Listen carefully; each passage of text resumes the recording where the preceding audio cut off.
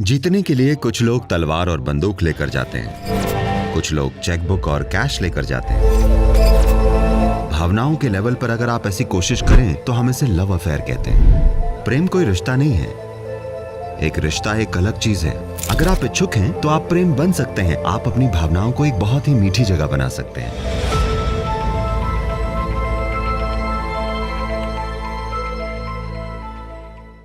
कुछ टीचर, कुछ गुरु, कुछ गाइड कहेंगे आप प्रेम कर सकते हैं पर आपको अटैच नहीं होना चाहिए।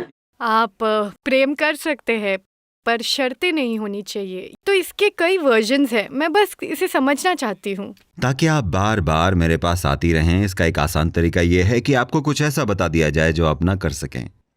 कोई ऐसी सीख दे दें जिस पर आप कभी अमल ना कर पाएं। आपको प्रेम करना चाहिए पर जुड़ाव नहीं होना चाहिए। अब आपको मशवरे के लिए मेरे पास आते रहना पड़ेगा, हमेशा। मैं कहता हूं खुद को अपने लव अफेयर में झोंक दीजिए और इसमें मर मिटिए, कुछ ना कुछ तो होगा। अगर आप प्रक्रिया में मर मिटने को तैयार हैं तो कुछ अच्छा होगा। कोई एक चीज नहीं, चाहे आपका काम हो, आपका जीवन हो, प्रेम हो या कुछ भी हो। अगर आपको खुद को इसमें पूरा झोंकना नहीं आता तो आप कभी इनके स्वाद को नहीं जान पाएंगे। प्रेम करो पर जुड़ो मत। तब आप प्रेम करना ही क्यों चाहते हैं? सिर्फ इसलिए क्योंकि आप किसी को अपने जीवन के, खुद के एक हिस्से के रूप में शामिल करना चाहते हैं, इसीलिए आप प्रेम करते हैं। नहीं, मैं प्रेम करता हूं पर मैं जुड़ा नहीं हूं। इसका मतलब है आपको मशवरे के लिए रोजाना आना पड़ेगा। यह एक मनोचिकित्सक के काम जैसा है। आपको जाकर हर रोज सोफे पर बैठना होता है। आपको इलाज चाहिए और उसकी एक फीस। मतलब ठीक है, आप प्रेम कर सकते हैं और अटैच भी हो सकते हैं। नहीं नहीं, मैंने ये नहीं कहा। ठीक है, मैं मशवरे के लिए वापस आ रही हूँ। तो आपने क्या कहा? देखिए, मैंने बस ये कहा, एक इंसान में प्रेम की ये जरूरत क्या है आपको समझना होगा। एक इंसान लगातार इंसान हमेशा उससे कुछ ज्यादा होने की चाहत रखता है जैसा कि वो अभी इस वक्त है।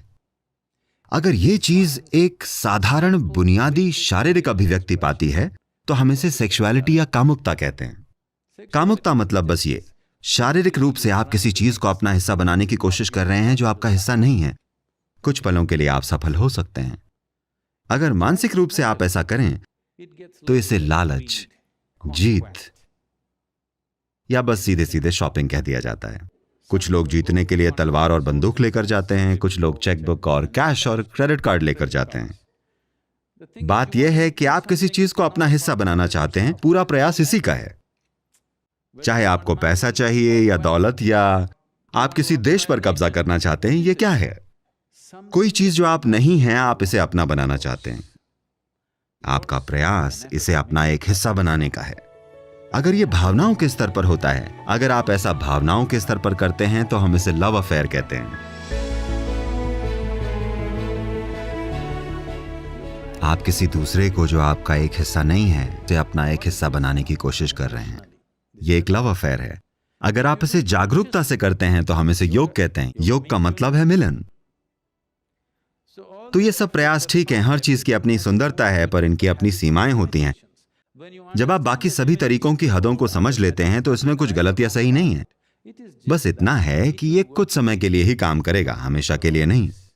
जब आपको यह एहसास हो जाता है तो आप जागरूकता से समावेश करने की कोशिश करते हैं। जब आप जागरूकता से शामिल करने की प्रक्रिया बन जाते हैं, अगर आप यहां बैठकर हर चीज को खुद के जैसा ही अनुभव करते हैं, तब आपको योगी कहा जाता है। ठीक है, तो ये एक सफल लव अफेयर है। आपने कहा प्रेम और शामिल करना। मुझे समझ नहीं आ रहा है कि मैं इस कमरे में सबसे प्रेम कैसे करूं। आप नहीं कर सकती। कुछ लोग ऐसे होते हैं जिन्हें आप प्रेम नहीं कर सकती। मैं मुश्किल से ऊपर तक देख पा रही हूँ। तो आप अपने प्रेम में सभी को कैसे शामिल करें? देखिए, क्योंकि आप प्यार को एक ऐसी चीज की तरह देख रही हैं जो आपको होता है, या आप प्यार की प्रक्रिया को होने देते हैं केवल इसीलिए कि आप किसी विशेष गुण की सराहना करते हैं। किसी की नाक का आकार, या उनके दिमाग का आकार, या उनके विचार, या उनकी भावना, या उनके बोलने का तरीका, या जिस तरह से वो काम करते हैं, या जैसे वो आपको देखते हैं, कुछ ऐसा। बहुत सारी चीजें हैं। ये उस पर निर्भर है जो आपको स्वीकार्य है। अगर उन्होंने कुछ ऐसा किया जो आपको स्वीकार्य नहीं है, तो प्रेम चटक के ढह जाता है। Now what I'm saying is, I want you to look at this, whether love happens to you or hate happens to you, तो anger… अब मैं ये कह रहा हूं, मैं चाहता हूं आप इस पर ध्यान दें। चाहे आपको प्रेम हो या नफरत हो या क्रोध हो या आपको दुख हो या आपको खुशी हो, ये सिर्फ आपके भीतर ही होता है ना? हाँ। ये कभी लोग कहते हैं प्रेम हवा में है, नहीं, क्योंकि आप अपनी भावनाओं में बहुत मधुर अनुभव कर रहे हैं। अचानक हवा उमंग भरी महसूस होती है, हमेशा से ऐसी है। आप पूरा जीवन इससे चूकते रहे, अब आप इसे महसूस करना शुरू कर देते हैं। ठीक है? तो इंसान का जो भी अनुभव है, प्रेम या घृणा, चाहे वो जो भी हो, ये सिर्फ आपके भीतर होता है। मैं ये कह रहा हूं कि कम से कम आपके भीतर जो होता है वो आपकी मर्जी से हो।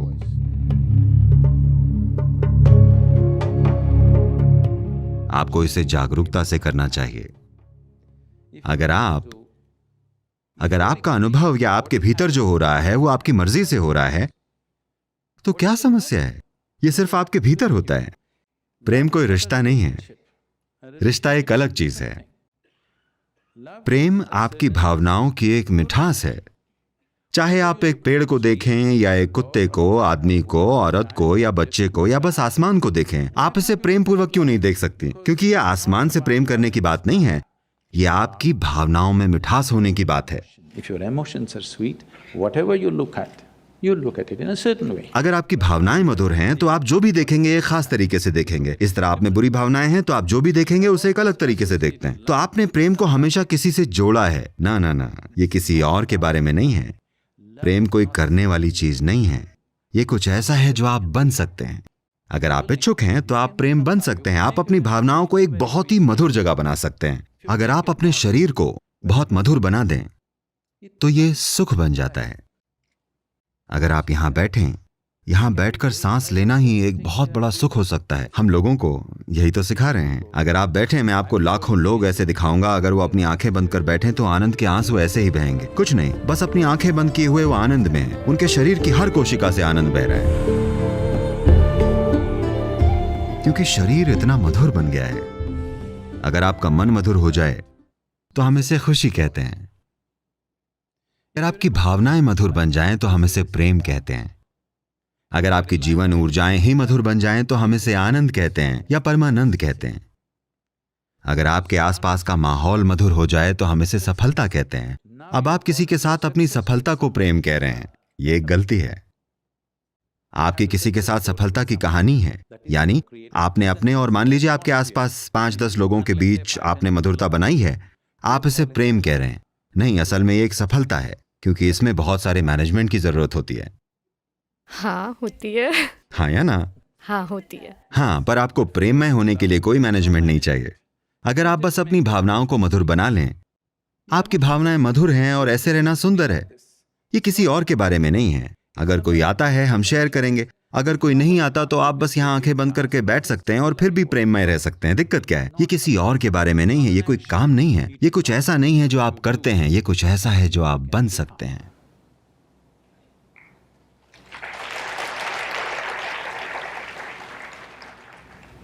ये बड़ी प्यारी, अच्छी लगने वाली बात।